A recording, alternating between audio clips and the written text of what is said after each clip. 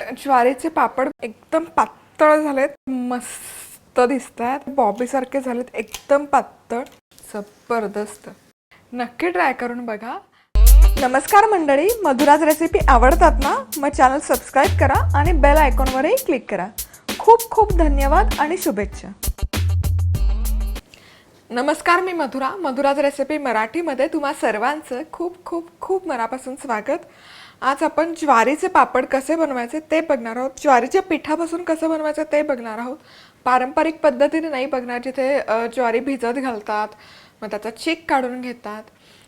तसं नाही करत होत आपण. ही अगदी इन्स्टंट आणि साधी सोपी पद्धत आहे. याच्या आधी गेल्या वर्षी, त्याच्या आधीच्या वर्षी आपण खूप पारंपरिक पद्धतीने मल्टीस्टेप प्रोसेसने या वाळवणाचे पदार्थ कसे करायचे ते पहिलं लिंक सगळ्या खाली देते. त्याचबरोबर प्लेलिस्टही आहे उन्हाळी पदार्थ म्हणून, तीही तुम्ही चेक करू शकता. तर आता इथे 1 कप ज्वारीचं पीठ आहे, जे आपण भाकरीसाठी वापरतो. तेच पीठ इथे मी घेतलं आहे. यामध्ये आपण 2 कप पाणी घालूयात आणि याची पेस्ट करून घ्यायची.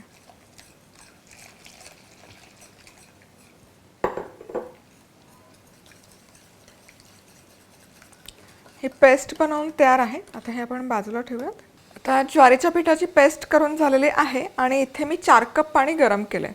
या कपचं मेजरमेंट घेतलं होतं, तुम्ही वाईट टी घेतली तरी चालेल. 2 कप पाणी गव्हाच्या पिठात आहे आणि 4 कप पाणी इथे मी गरम करून घेतलं आहे.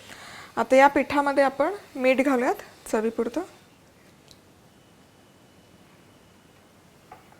त्याचबरोबर 1 पाव चमचा खायचा सोडा घालायचा.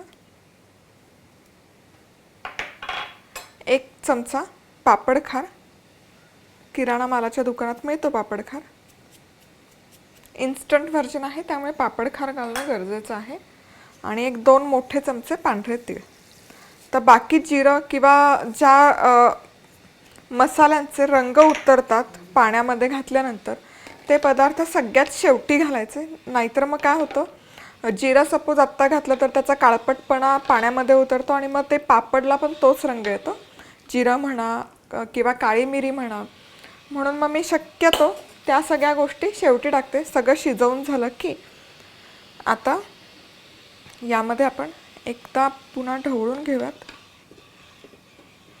आणि हे जे आपण ज्वारीचं पीठ बनवून ठेवलं हे सोडायचं यामध्ये आणि मिक्स करत राहायचं.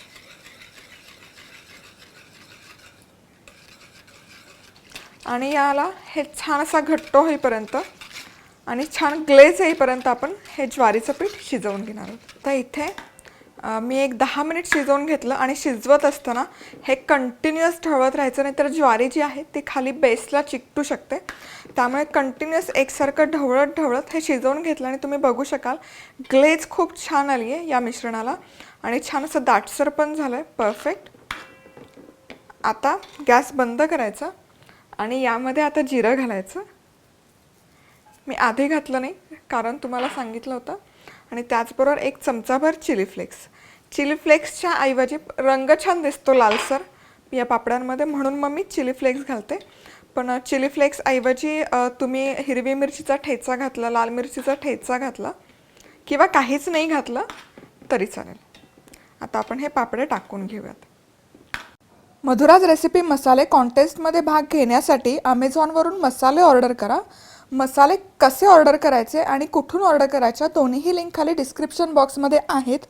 मसाले ऑर्डर केल्यावर ऑर्डर नंबर कमेंटमध्ये कळवा किंवा मग madhurasrecipe@gmail.com वर पाठवा. 3 लकी विनर्स निवडण्यात येतील आणि त्यांना मधुराज रेसिपीचं पुस्तक, एक सिक्रेट भेटवस्तू आणि सिक्रेट मसाला पाठवण्यात येईल.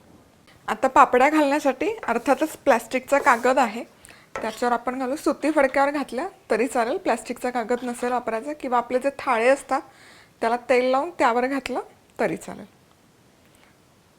मी इथे पाटावर कागद ठेवला आहे कारण कागद बराच मोठा आहे आणि मला नंतर हे वाळवायचं आहे. मी टेरेसमध्ये घेऊन जाणार. फक्त इथे थोडेसे तुम्हाला 3-4 घालून दाखवते जेणेकरून तुम्हाला कळेल कसं घालायचं ते.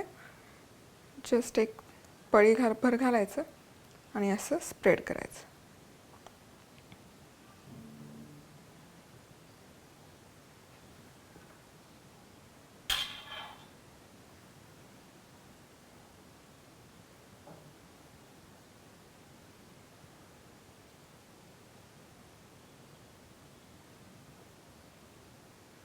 थोड्याशा मोठ्या घालायच्या घालताना, कारण हे जसं वाळत जाईल तशा श्रिंक होतात, खूप बारीक होतात.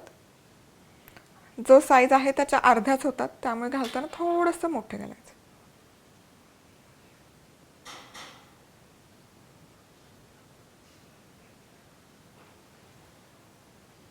आणि पापड्या घालून झाल्या की हे उन्हात किंवा सावलीमध्ये सुकवून घेऊ शकता.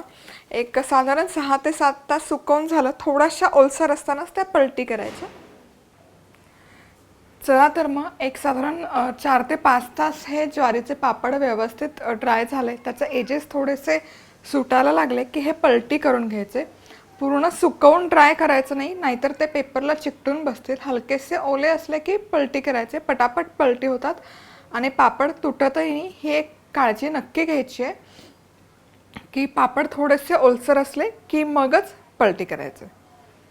चला तर मग इथे हे झटपट ज्वारीचे पापड व्यवस्थित उन्हामध्ये सुकवून तयार आहेत आणि खूप छान दिसतात. तुम्ही बघू शकाल, एकदम पातळ झालेत, दिसतातही खूप छान. पण अर्थातच आता तळून बघूयात कसे होत आहेत. चला तर मग इथे तेल मी व्यवस्थित गरम करून घेतलेलं आहे. आता पापड यामध्ये एक एक टाकून तळून बघूयात. वाव, जबरदस्त. बघू शकाल तुम्ही, पापड टाकला रे टाकला की छान फुलतोय, मस्त.